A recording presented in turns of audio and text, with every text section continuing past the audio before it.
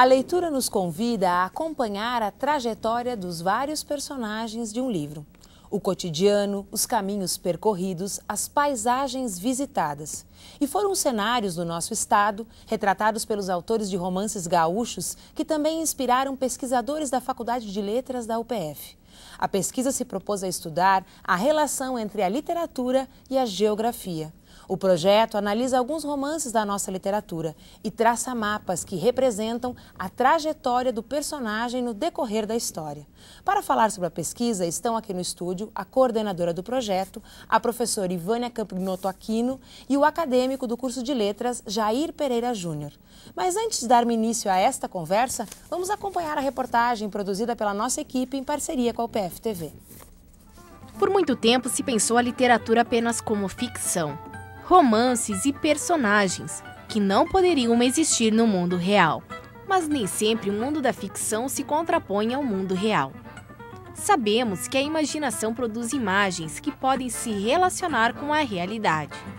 Obras que, mesmo sem o compromisso com a verdade, trazem dados e cenários que fazem parte da história do Rio Grande do Sul. Sobrado a vida e morte e uma causa por lutar. O sobrado não se rende. A leitura nos convida a viajar e a acompanhar o roteiro dos personagens, visitando novos cenários e paisagens. É esta a relação entre a literatura e a geografia, que é abordada por um projeto de pesquisa da Universidade de Passo Fundo. O estudo traça mapas que ilustram o enredo das histórias. Este projeto de pesquisa, especificamente, ele faz a relação da literatura com a geografia, embora não deixe de buscar os dados históricos para poder representar, porque o subgênero que eu busco nos romances é o romance histórico. A partir do universo literário, uma plasticidade da literatura. E com isso, as metodologias de sala de aula se renovam na hora de abordar a obra literária, porque o aluno consegue visualizar aquilo que as palavras indicam através dos mapas que se desenham. Para construir os mapas, o projeto estuda 5 romances gaúchos.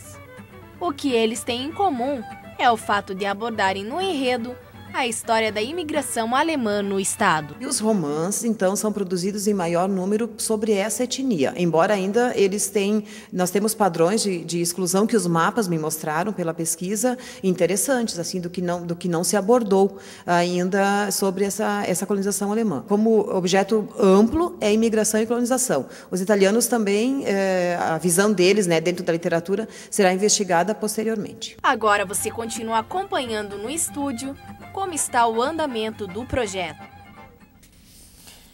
Ivânia, esse projeto ele tem uma caminhada longa, ele começa muito antes da preocupação com a geografia, né? Conta para nós um pouquinho desse pontapé inicial. Eu estudo o gênero romance há bastante tempo. O mestrado, na verdade, me conduziu, né, para esse objeto de estudo. E após a definição, eu busquei então desde a história desse gênero, a sua constituição e as diversas manifestações, e com o doutorado eu aprimorei a relação com a história dentro da minha pesquisa.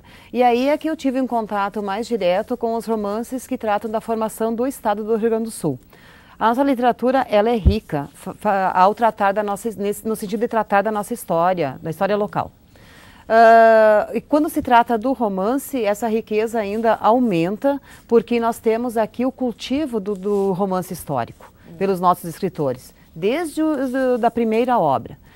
Isso é um gênero, é um recurso usado no Brasil todo, quer dizer, existem muitos romances históricos na literatura brasileira? Nós herdamos dos europeus, que foram os nossos modelos, quando o gênero romance veio para cá, ainda na metade do século XIX, e já no romantismo, que quando esse gênero se iniciou, nós temos as manifestações do romance histórico. O José de Alencar foi o primeiro, né, que elaborou. E na constituição desse gênero houve diversas mudanças, experiências com esse registro da história, que é uma espécie assim de documento que passa a sustentar a narrativa ficcional, mas também eles têm de ser de um tempo passado do escritor. E aí o Rio Grande do Sul, que sempre contou, tanto pela história quanto pela literatura, os feitos que formaram esse estado, cultivou sobremaneira esse gênero. E então depois eu focalizei melhor com todo um levantamento de romances e uma dedicação maior então ao estudo, que foi a primeira publicação relativa a isso, então demonstrando todo esse conhecimento está aqui. Eu percebi que havia tantos aspectos que somente a relação com a história não me deixava destacar, realçar, não eram o suficiente aquela teorização. E aí eu fui, durante o doutorado, então, apresentada uma teoria de crítica literária, que ela é bastante nova aqui para nós brasileiros, de um crítico italiano chamado Franco Moretti, que faz a relação, a partir do conhecimento que se tem da literatura e da história, fazer a relação com a geografia. E agora sim, então, com esta crítica, dentro desse propósito de perceber qual é a visão de Estado que esses romances apresentam, eu consigo mapear os estados. Os espaços. Ou seja, a gente pode fazer uma leitura de todo o cenário político, econômico, cultural, geográfico, histórico do Rio Grande do Sul ou do Brasil através da leitura desses romances. Eu queria perguntar para o Júnior, posso te chamar de Júnior? Pode, sim. Queria perguntar para o Júnior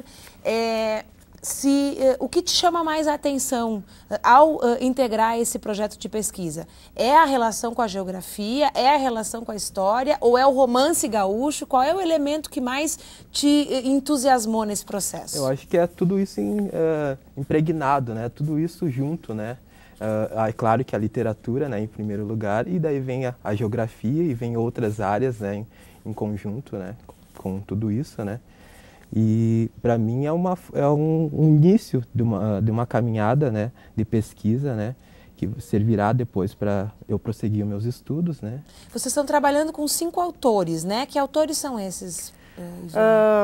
Nós começamos, ao pensar então na formação do Estado, nós delimitamos a parte da colonização e imigração, que para nós aqui é representativa, né? O Rio Grande do Sul é hoje o que ele é pela presença de diversas etnias, especialmente a alemã e a italiana. A primeira que se estabeleceu aqui foi a alemã. E há romances muito bons em termos de qualidade, de estrutura, que tratam dessa colonização, que apresentam versões.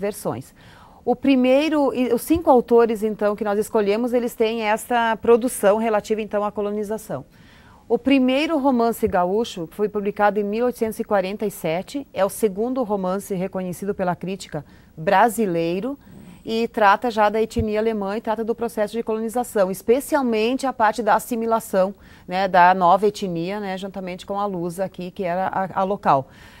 O Caldrifião com a Divina Pastora.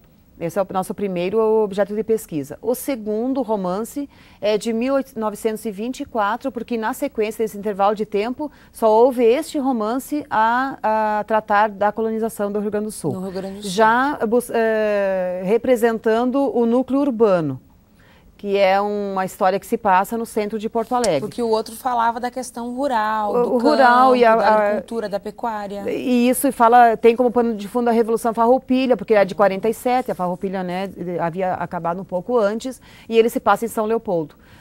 O segundo romance é de Vivaldo Coaraci, Frida Meyer. No caso do Divina Pastora e mais ainda do Frida Meyer, essa pesquisa quer também recolocar para a crítica literária essas obras que elas são desconhecidas. Divina Pastora um pouco conhecida, agora Frida Meyer completamente desconhecida, uma história muito interessante sobre esse romance. Ele teve uma edição que não circulou. Tu já leu os dois, Júnior?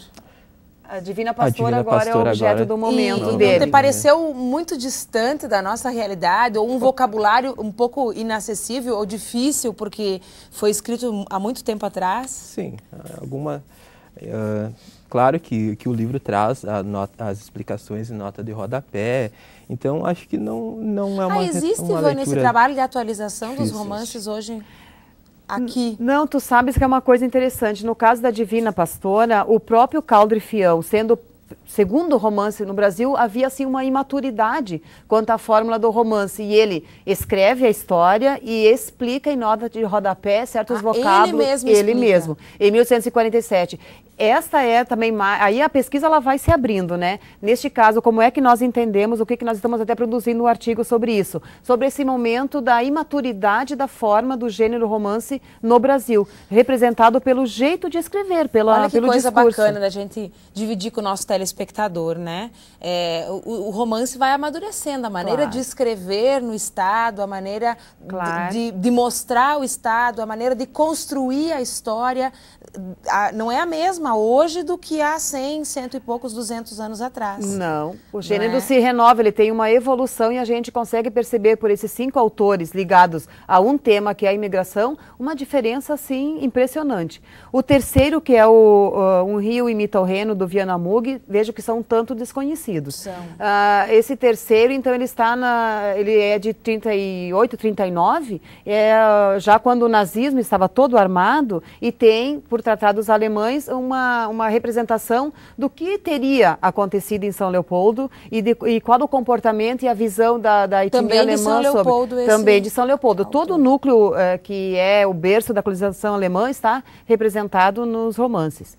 Na sequência vem o Nosso Tempo e o Vento, que tem uma parte do início ao fim, a presença dos alemães, só que geralmente ele é visto pela família Terra Cambará, que é realmente o eixo. Mas aí como história com toda paralela, a obra, com todos os volumes? Todos, 7 volumes, e nós temos alemães desde o primeiro. Os alemães são desde a chegada deles lá em 1824, o Érico faz uma representação, na famosa Santa Fé do Érico.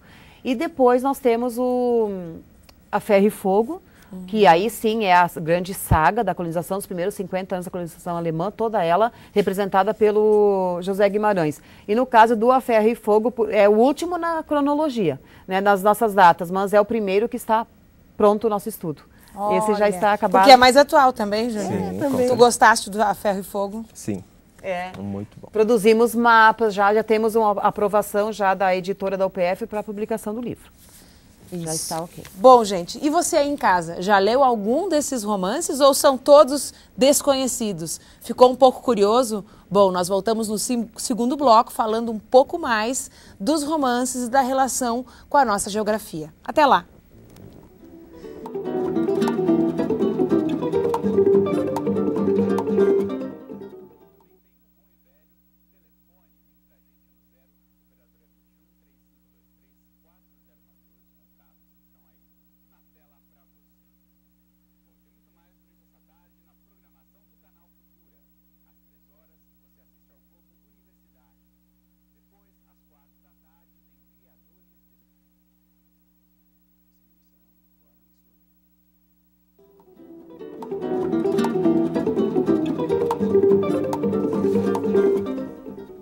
O tema do nosso programa hoje é o projeto de pesquisa Mapas Literários de Romances Sul-Rio-Grandenses sobre a imigração alemã no estado do Rio Grande do Sul.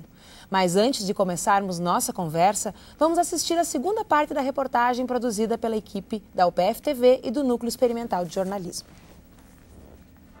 Os mapas construídos dissecam o texto literário a partir dos cenários de romances. Obras como O Tempo e o Vento, A Ferro e Fogo e A Divina Pastora são localizadas no mapa do estado. Valoriza a literatura como mais uma forma de interpretar o Estado e, nesse caminho do Estado, a própria sociedade, ela faz muito bem em termos de cultura, né, a ser divulgada. Esse projeto, então, contribui para esse reconhecimento, né, da leitura de textos literários como uma forma de crescimento pessoal e intelectual. As imagens criadas durante a leitura ajudam a compreender e interpretar a visão do autor no tempo histórico do romance. Entender como que os romancistas gaúchos interpretaram certas imagens históricas do passado.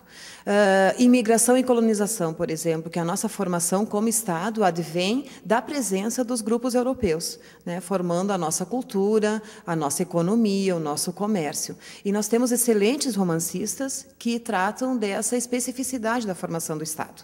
Então, eu investigo essa visão dos romancistas dentro da imigração e da colonização, e aí que eu chamo então de formação do Estado, dentro da ficção. Excelente, porque eu quero entrar nessa parte de pesquisa, teoria, então, para mim é uma das melhores coisas que aconteceu comigo. Primeiramente, uma ponte para que eu possa depois seguir a minha vida acadêmica pesquisando na pós, né? Então, esse é o meu primeiro objetivo. E também poder aplicar a teoria ou aliar a teoria à prática. Esse projeto mostra para a sociedade que há muitas lacunas nas explicações que nós temos hoje sistematizadas sobre a formação do nosso Estado. Os resultados da pesquisa você continua acompanhando na segunda parte da entrevista. Bom, Jair, antes de a gente começar a falar dos resultados, nós estávamos conversando aqui no intervalo que tem alguns livros que têm uma peculiaridade, tem histórias particulares, se perderam com o tempo. Divide com nós um pouquinho dessas histórias. Bem, eu vou falar um pouquinho sobre a Divina Pastora, né? É um livro instigante e curioso, né? Quando em 1847, então, o Caldre Fião, né, publicou o livro e, curiosamente, a primeira edição desapareceu. Somente em 1992 que a RBS, né, então, fez a segunda publicação depois de ter sido achado o livro. E o escritor Guilhermino Gomes, quando escreveu Guilhermino César, quando em 1956 escreveu a história da literatura do Rio Grande do Sul, ele ficou um pouco frustrado porque ele não encontrou o primeiro romance do Rio Grande do Sul.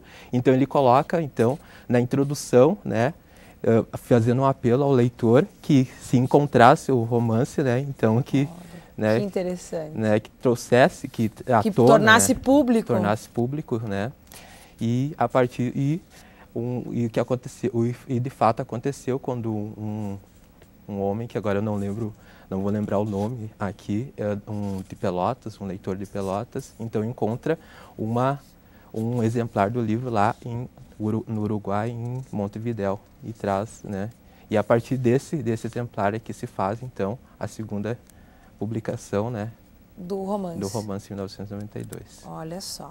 Eu queria perguntar sobre esses aspectos, né? E assim, a gente conhece uma coisa chamada licença poética. Porque o romance é uma ficção, né? E a nossa geografia é algo real, tem um referente real, né? Até que ponto vai a licença poética desses autores ao retratarem o Rio Grande do Sul? Vocês percebem que há bastante uso dessa licença ou que não, que as histórias são construídas respeitando exatamente a nossa geografia? Há bastante licença poética, por isso que a gente, fazendo um papel de crítico, né, literário, consegue dizer são bons romances, porque a literatura interessa muito mais a estruturação do enredo, o discurso utilizado, né, do que buscar a verdade que está ali. Então a verdade realmente é uma base que serve para que eles pensem, imaginem, né, a possibilidade de como poderia ter sido a formação do Estado. Então é como base. E a qualidade deles como romancista vem por essa capacidade de fabular, de conseguir, com as licenças poéticas, né, de que dispõem, criar então a história, instigar a imaginação de quem lê. Então, esta é a qualidade que essa licença poética atinge a geografia também. Atinge a geografia porque aí o que acontece? A pergunta que a gente faz quando quer perceber ou analisar a relação do romance, da literatura com a geografia é como determinado autor se utilizou do espaço real para criar os seus espaços.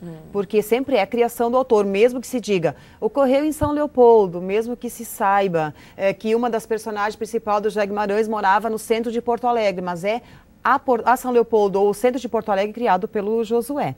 E realmente nisso, embora bastante documental, o Josué Guimarães, por exemplo, é um dos mais documentais, dos 5 escritores que nós lemos, há toda a fabulação, há toda a criação da história. Talvez haja aí uma relação com o fato dele ser um jornalista, né? Nós, há alguns programas atrás, conversamos com o professor Miguel Rettenmaier sobre o acervo Josué Guimarães, que está na universidade hoje, né? É verdade. E ele ressaltava, assim, como essa veia jornalística jornalística, ou esse espírito do jornalista atravessa as obras do Josué. O Ferro e Fogo mostra isso, Jair? Mostra. Consegue perceber isso ao se deparar com o romance? Com certeza. Ele, até porque uma das coisas que nós discutimos, e aí no livro que já está pronto, ele tem assim, momentos, ele é essencialmente narração. Muitos outros romances nós percebemos que ele dá um espaço maior para a descrição, que são conceitos dentro da teoria literária que distinguem a qualidade de uma obra e de outra. Nós temos outros romances que são da década de 80, por exemplo, que ainda nós não entramos nisso na pesquisa. O nosso objeto ele terminaria cronologicamente nos anos 70 do século 20, mas há romances mais recentes que eles são mais descritivos, não são tanto narrativos. O Josué, talvez por essa característica dele, ele é essencialmente narrativo. E o que tem de interessante... Deixa eu ver se eu faço uma aproximação aí com as coisas que a gente aprende no ensino médio, né? Nosso telespectador que não estuda literatura na graduação, na academia, né? Mas que tem as lembranças do que a gente aprende na escola, né? O romance tem como característica as longas descrições, ou tinha pelo menos um dado momento, isso mudou ou ainda é assim? Quando no início mudou um pouco. No início do século XX, um teórico alemão do romance, o George Lukács, ele disse assim, não, está decretado, o gênero romance acabou, não há como sobreviver esse tipo de história. A gente lembra que páginas e páginas descrevendo uma paisagem, um lugar... E aí, exatamente, e aí o realismo fez isso, né, é um exemplo dessas descrições demoradíssimas, né, que retarda inclusive o discurso, né, a ação. E aí ele disse assim, não, acabou o romance, não tem mais como sobreviver esse tipo, né, de história, de discurso. Depois ele pensou melhor e disse assim, não é que acabou, é que o que vai acontecer é que alguns romances serão mais narrativos e outros permanecerão na descrição. E aí chega nos anos 70, o José Guimarães e dá um exemplo do que é fazer um romance narrativo. Tanto que ele estrutura sobre dois eixos, que é o que diferencia ele, por exemplo, dos nossos outros 4 escritores. Os 2 volumes que ele escreve sobre a etnia alemã, todas as ações, os personagens estão constituídos sobre 2 eixos, que é a família e o trabalho.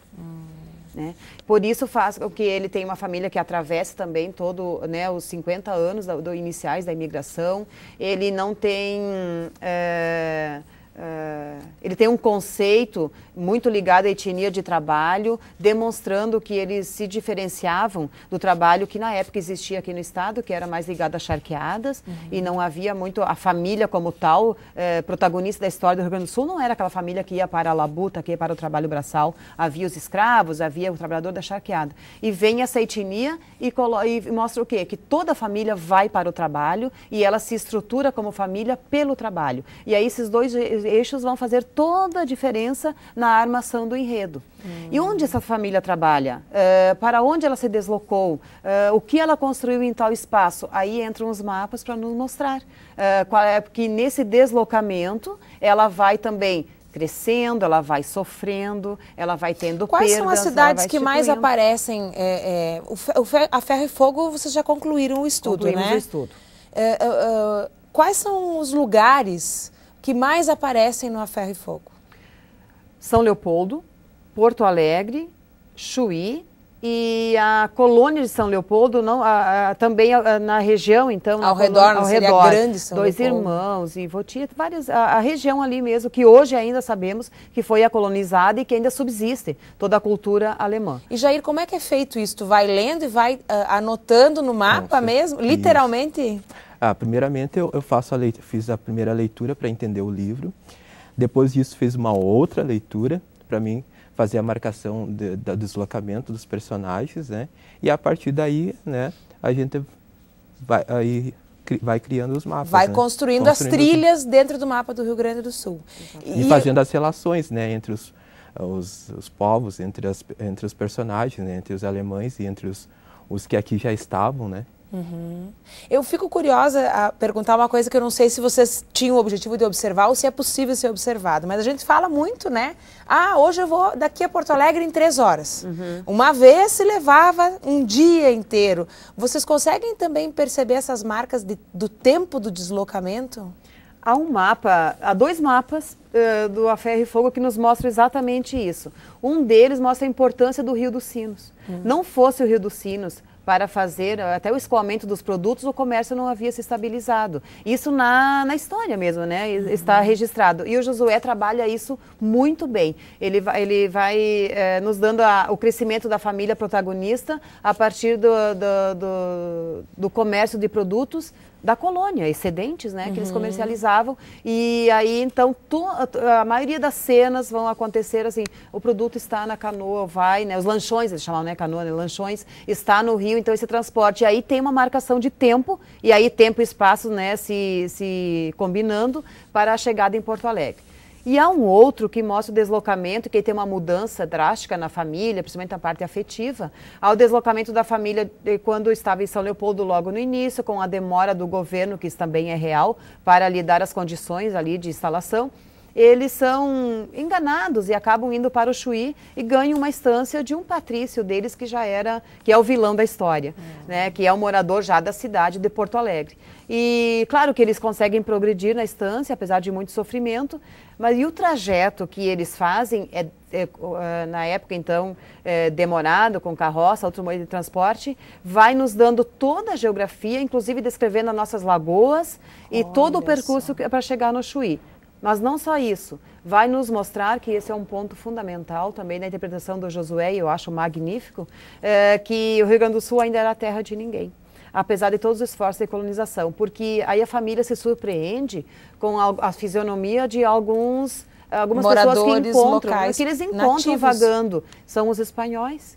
Que na verdade não é território deles, mas eles estão nesse território. E começam a explorar o território. E a exploração. Né? E a gente sabe que isso que foi assim mesmo, embora a Cisplatina, embora tantos acordos e fronteiras, mas enquanto o Estado não foi devidamente ocupado, nós tivemos essa divisão apenas no papel do que era a fronteira. Então, o José vai nos mostrando pelo trajeto que a família protagonista faz, que o Estado não havia fronteira de fato estabelecida. E você, já conheceu o Rio Grande do Sul dessa forma? Já imaginou olhar para 200 anos atrás e ver talvez como é que era a região onde você morava? É uma forma diferente de repensar o nosso estado e a nossa história. Faça o teste, leia esses autores, A Divina Pastora, Ferro e Fogo, me ajudem com os outros nomes? Frida Meyer, O Rio Imita o Reno. O Rio Imita o Reno. E o Tempo e o Vento. E o Tempo e o Vento. Fica aí um tema de casa para você, querido telespectador. Até a próxima.